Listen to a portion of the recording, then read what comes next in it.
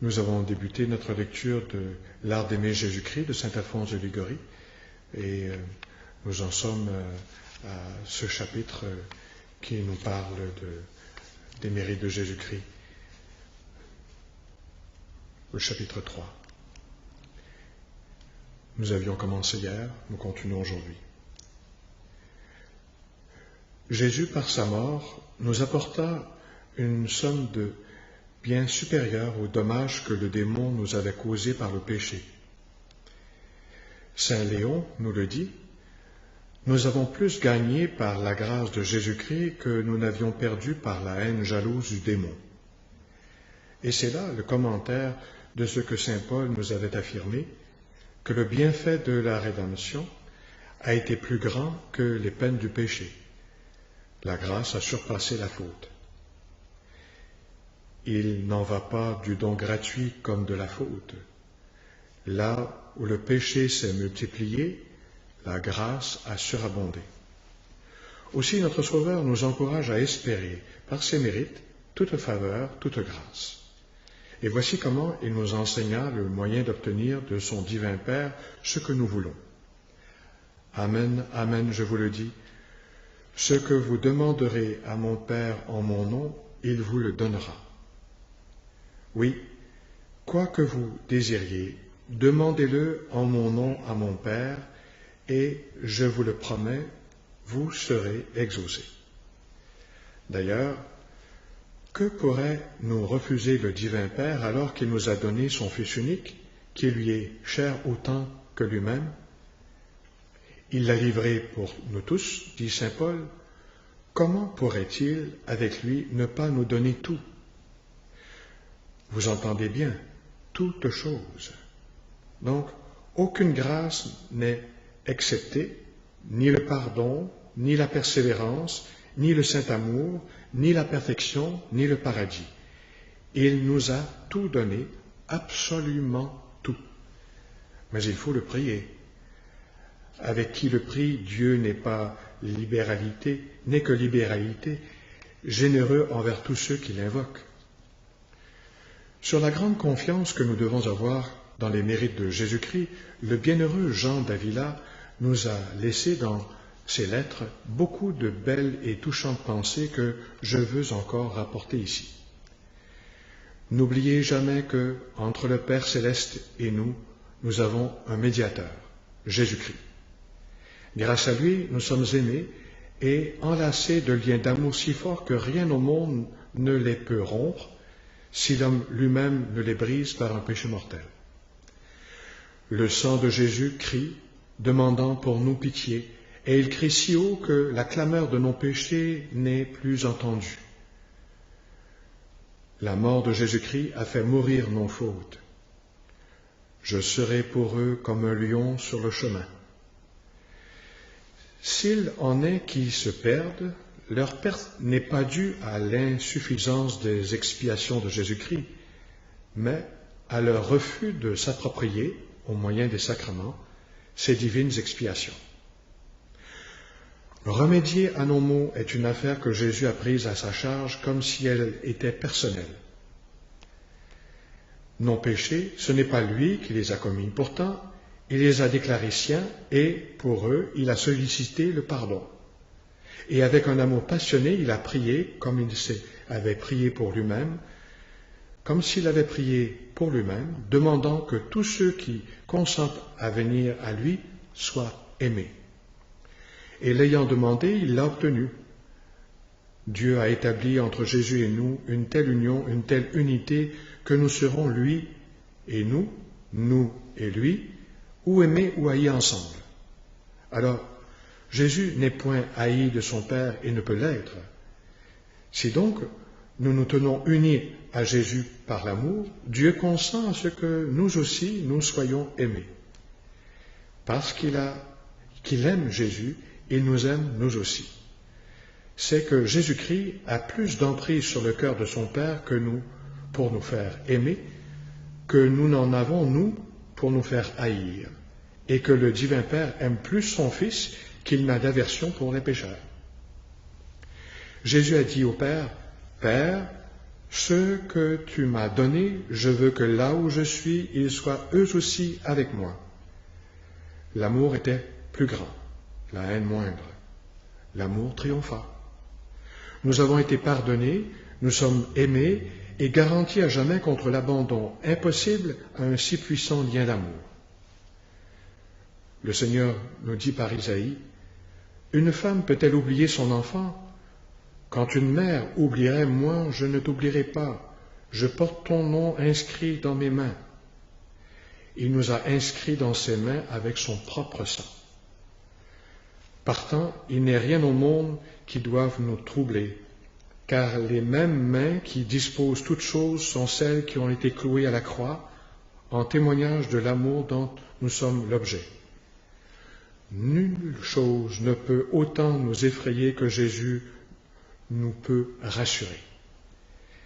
Viennent m'assaillir le passé avec ses remords, l'avenir avec ses incertitudes, l'enfer avec ses embûches, à implorer la miséricorde de mon tout bon Jésus, de celui qui m'a aimé jusqu'à en mourir, la défiance me devient impossible.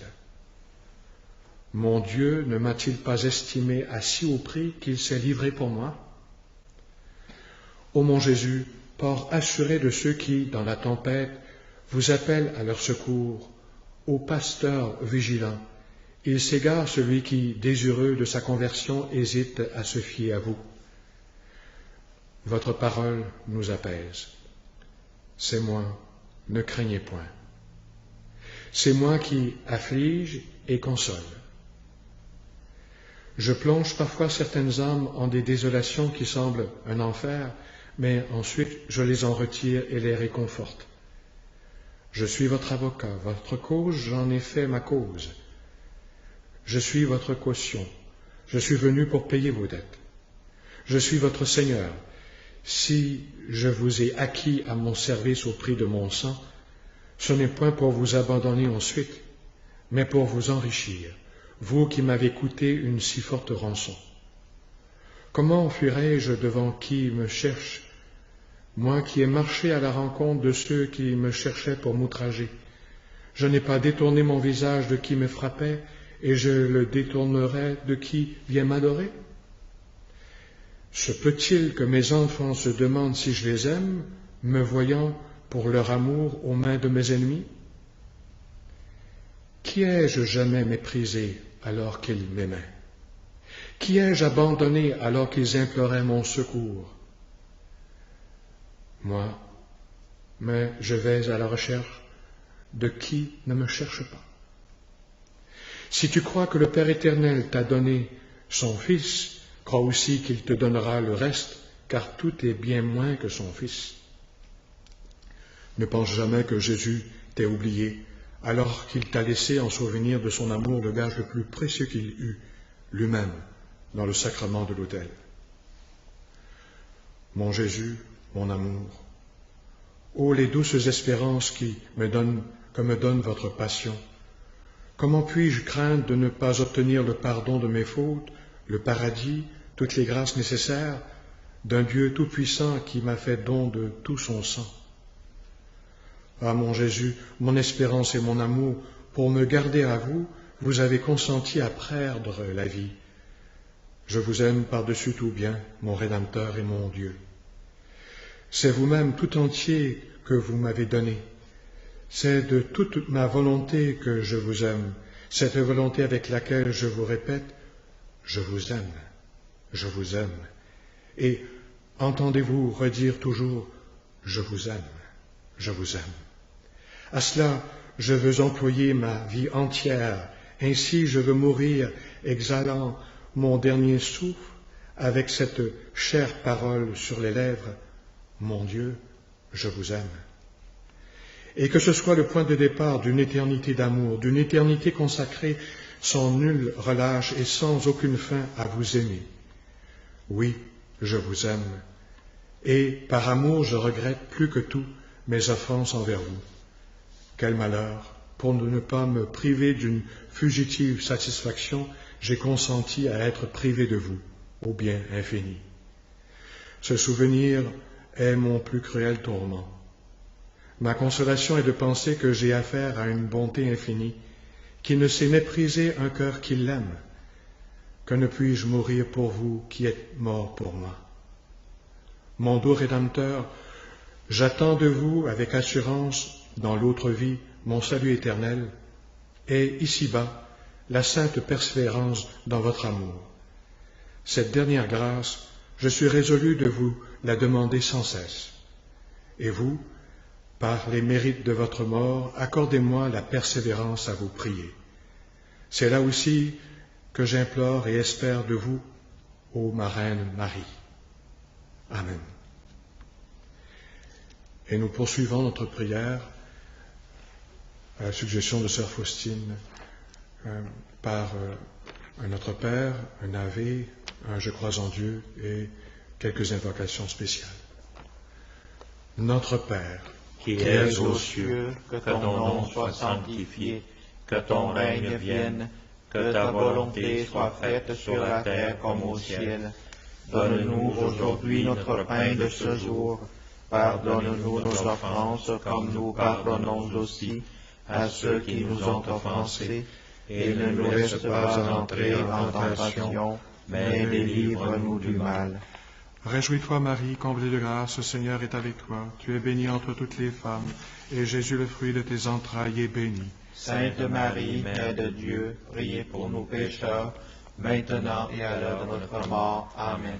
Je crois en Dieu, le Père Tout-Puissant, Créateur du ciel et de la terre, et en Jésus-Christ, son Fils unique, notre Seigneur, qui a été conçu du Saint-Esprit, est né de la Vierge Marie, a souffert sous Ponce Pilate, a été crucifié, est mort et a été enseveli, est descendu aux enfers, le troisième jour est ressuscité des morts, est monté aux cieux, est assis à la droite de Dieu, le Père Tout-Puissant, d'où il viendra juger les vivants et les morts. Je crois en l'Esprit Saint, à la Sainte Église catholique, à la communion des saints, à la rémission des péchés, à la résurrection de la chair, à la vie éternelle. Amen. Et maintenant, disons d'un seul cœur à la divine miséricorde. Père éternel, je t'offre le corps et le sang, l'âme et la divinité de ton Fils bien-aimé, notre Seigneur Jésus-Christ, en réparation de nos péchés et de ceux du monde entier. Par sa douloureuse passion, sois miséricordieux pour nous et pour le monde entier. Par sa douloureuse passion, sois miséricordieux pour nous et pour le monde entier. Dieu saint, Dieu fort, Dieu éternel, prends pitié de nous et du monde entier. Dieu saint, Dieu fort, Dieu éternel, prends pitié de nous et du monde entier.